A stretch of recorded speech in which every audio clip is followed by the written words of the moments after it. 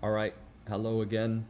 Um, Today we're going to discuss Barcelona. So we're gonna do it in the same format as I did the Real Madrid video.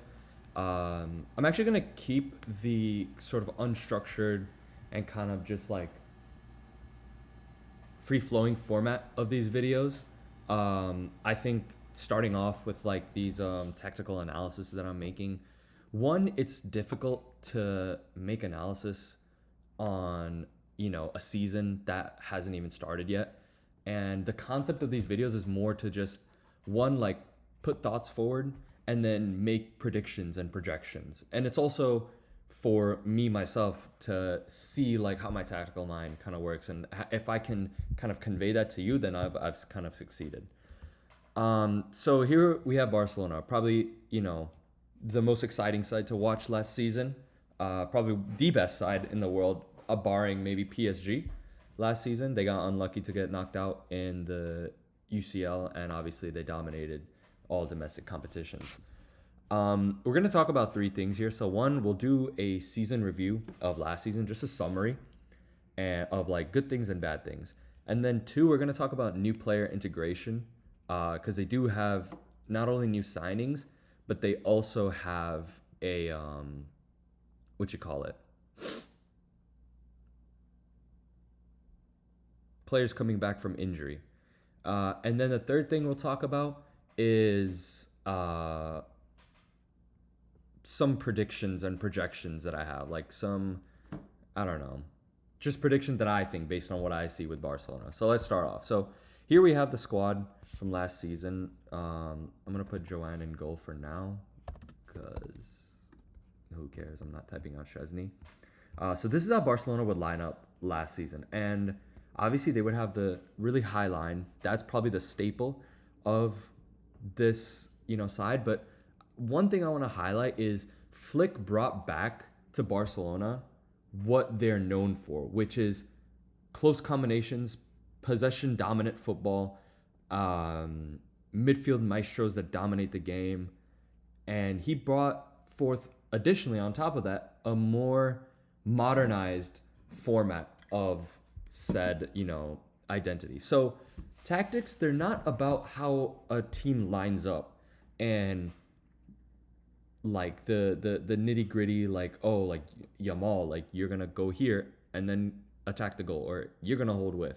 It's not structured. It's about philosophies. And Barcelona are probably the biggest team in all of Europe that have like a known identity. When you want to play like the Barcelona way, people know what that means.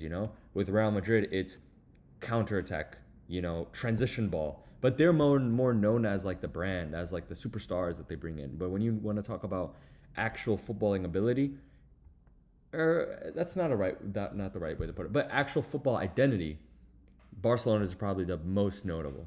So this is kind of how they would line up. Um, Obviously, really high. You would have kind of like a second striker type of system here, and then you have Rafinha kind of tuck in, and then it would be like this in the opposition's half. So you have him here, and then this would kind of be like the back three. You'd have De Jong that would drop in and be that third center back and kind of dictate play from down here, kind of not necessarily set the tempo, but be that deep lying playmaker that can kind of keep the ball moving, keep the ball recycling. What this allowed, you have three of some of the best ball players, in your back line. Definitely two of the best ball playing center backs. Kubarsi probably one of the best in the world. You're just gonna dominate possession. You see how close quarters this is. You look at the amount of bodies that you have in the midfield, and you're just looking at it from a very simple numbers game. You have three, four, five, six players. Maybe Lewandowski drops in and Yamal goes up, or Olmo's up here. Lewandowski's here. Lewandowski goes up. Olmo drops in. Yamal is here. Yamal goes out wide. Koundé drops in. Rafinha becomes a second striker. It's like you're always dominating the middle of the pitch.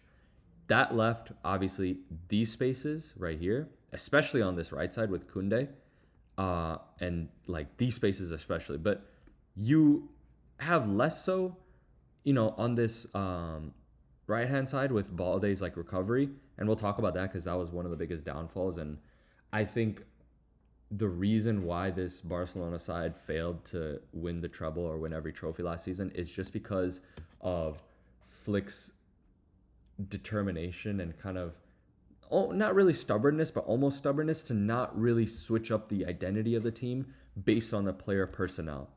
So, we all watched Barcelona last season. I'm sure even if you aren't that much into the sport, but we saw that it's a very creative team. You have Pedri in these like final thirds, not necessarily final thirds, but like right behind the final thirds, dictating play. When you have Lewandowski come in, it's constant movement. You pull a center back, create the space. Olmo then attacks that space. It's constant. If you want to do it all the way from like the goal kick from back here, it's just constant movement. You have Lewandowski up here. Maybe you have Rafinha comes all the way here, combined with Pedri.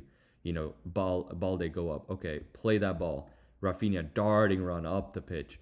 Pedri up in here. You recycle it. Then Olmo comes up. De Jong comes up. When you are dominating this ball so much, you can then maybe even push De Jong up, push Pedri up, and then boom, you have the licensing to play with two center backs just because you dominate the ball so much in this area of the pitch, and you have some of the best players in the world also. It's not just about tactics, it's about player personnel. You can't put like random players in it. Like you can't sub out Pedri in this team and expect the same sort of output just because you have the same tactics. That's not going to happen. That was the downfall of Barcelona. So we have this system, that works. Yamal will come in. Yamal and Pedri, probably the engine of the team. Now let's talk about what went wrong. You can kind of already probably assume when Balde went out, you have Gerard Martin that comes in here. Gerard Martin, he's just not he's assigned this left-hand side, but he cannot handle it, You don't switch up the tactics at all. You try to play that same system. And when you have Gerard Martin coming up here, he doesn't have the capabilities that Koundé have. Koundé's a top 2 left back in the world. When you put Gerard Martin here, this space is like so exploited constantly. Countless times it's exploited. Koundé over here did like a decent job, but the emergence of Yamal meant you have to give him more licensing up the pitch, So Koundé, you have to just hold the width. This side became more kind of structured with Yamal being interior and Koundé out wide. But when you have that and you don't tuck Koundé in and you have Yamal here, that counter press is not as effective. And Yamal is not going to track back. When Koundé would come in, every single instance that Koundé came in, this was exploited. When Koundé was out here, it's fine, You still have some leeway. Obviously, Eric Garcia came in there, and the same thing you see on the left side happened on the right side when Koundé was out and Eric Garcia came in. This space was attacked. You look at the Real Madrid like 4-3, the loss. Where the goals come from? This space. Vinny played the ball over here. When you look at the goals that came in the Inter game, where did they come? I can name 3-4 goals that came from this side, just because of the stubbornness of the high line. So that's, I think that's in summary of last season. Obviously, you have the great personnel to make this system kind of work. So let's kind of take it back now, and let's talk about Barcelona moving forward and what the new kind of signings can indicate. So you have this. One thing that I think Hansi Flick will have to learn is when you have different personnel, you have to play a different system. Barcelona still have some of the best. You have probably the best player in the world in Lamine Yamal. You have Rafinha, emerged as one of the best left wingers in the world last season. Lewandowski still playing at a high level. Pedri, one of the best midfielders in the world. De Jong, very good in his role. Kubarsi, one of the best emerging center backs. And now you have a solid keeper, One thing I would say with Joan Garcia, let's start from him. Let's start with him as a new signing. He's obviously quality, and obviously he's going to be an upgrade on Chesney. Obviously he's going to a tremendous upgrade on Ter Stegen and all that. Just because of player to player, he's just a better player. But one thing I will like to highlight is be wary of if Flick continues to use that high line. If you look at Joan Garcia's percentages, they're very high. One, obviously because he was on the worst side in La Liga, But also, if you look at his save percentages, they're very high because of Espanyol's dedication to playing that low block, that like mid-table to low-tier Spanish ball, you know? Tuck in, midfielders drop in to cover the half spaces. You have low shot opportunities, and that's why you have high percentages for Garcia.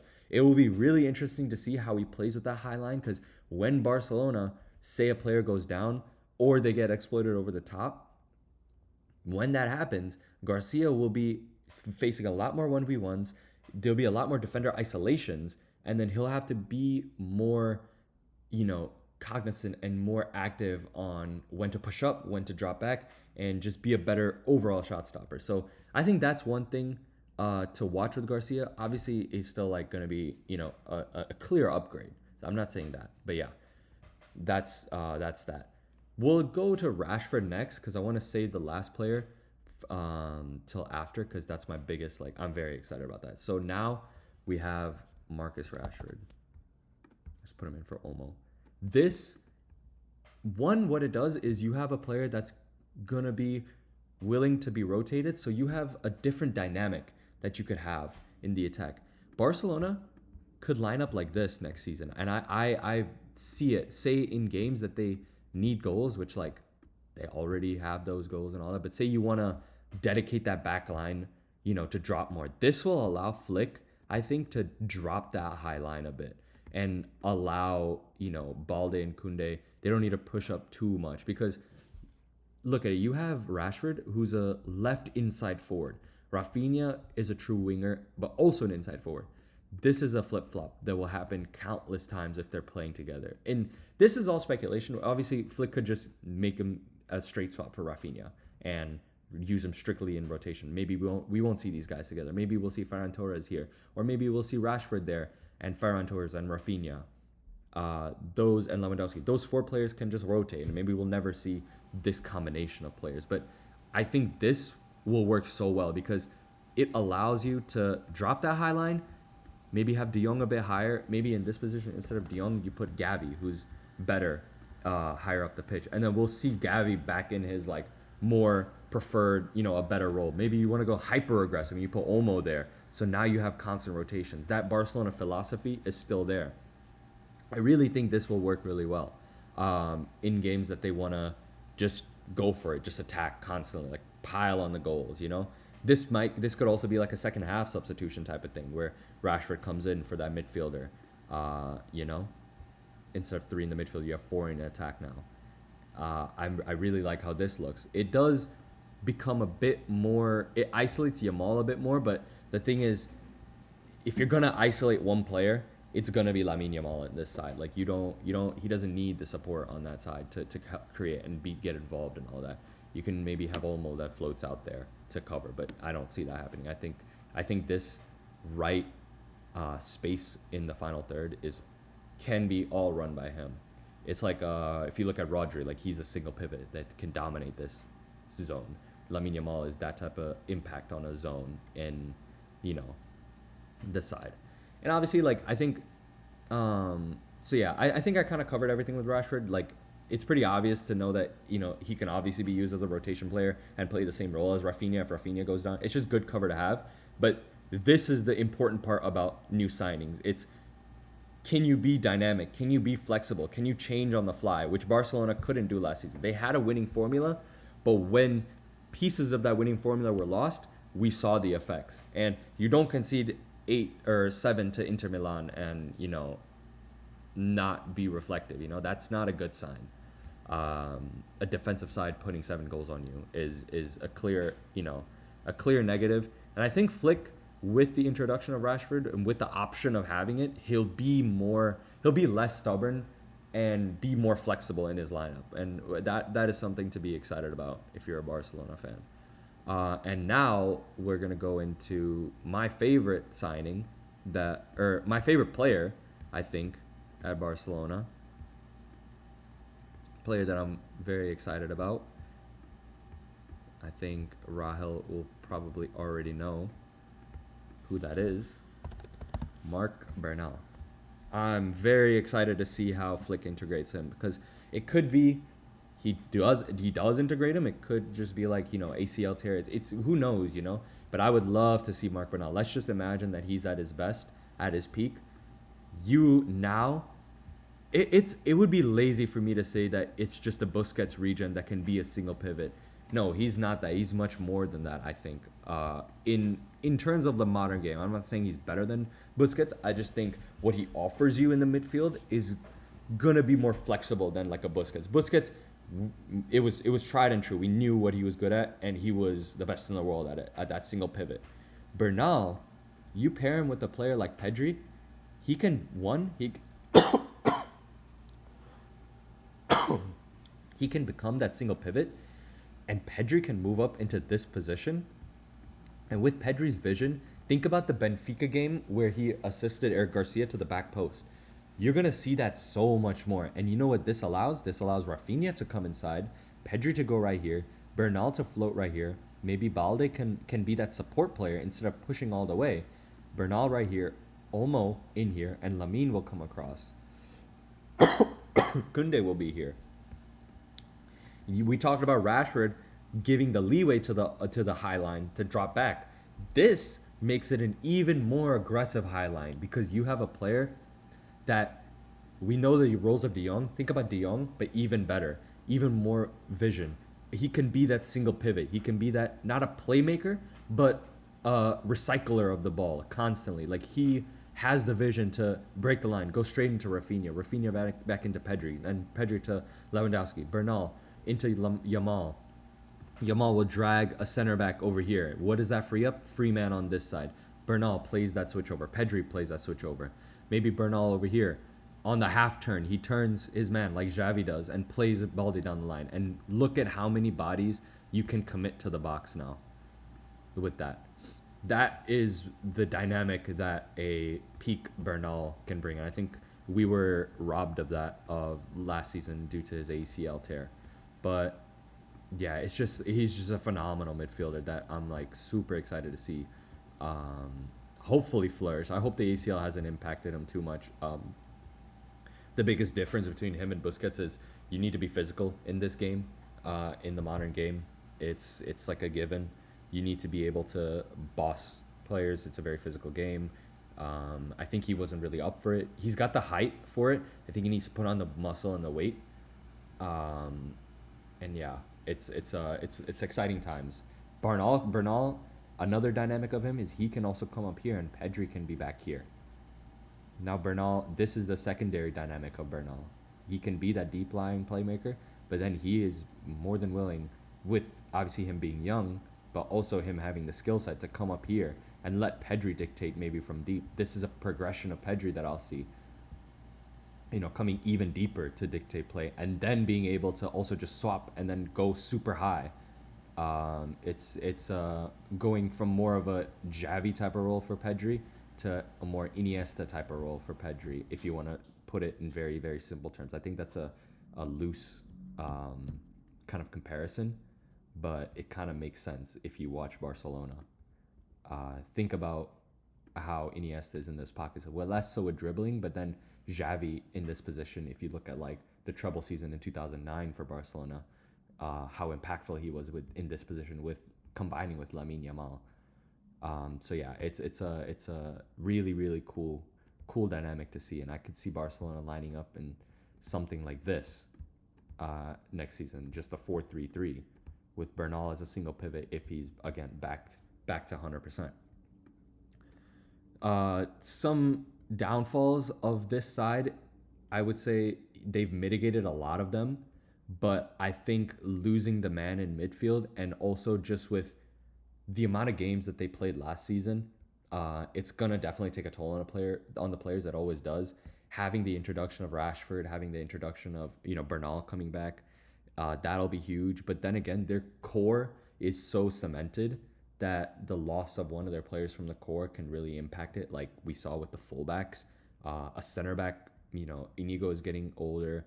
Kubarsi is putting on a lot of games as an 18-year-old. So we just want to make sure that this team stays healthy. And if it does, then we have, again, the best team in the world, It's proven by how they were last season. And what I will say is, like, when you have a winning formula, you don't want to change it, and I don't think Flick will change it. We'll probably see, obviously the same system, but then with those added flexibilities, with that added depth in the left wing, with Rooney, Bardghji, I think, in the right wing. I don't see him playing many games. I think Yamal is gonna kind of dominate so long as he doesn't get injured. But that midfield inclusion of Bernal in there will help a lot, and I think Gavi will be back. He'll perform, I think, at a higher level that he has. Obviously, Rafinha will be given more leeway with Rashford. I don't think he'll have the stellar season that he did this season, but I think he'll still put up fine numbers. And I think that rotation with him being able to play here, and then Rashford coming in, maybe Varane also can play there and on the left wing. That'll be a great thing.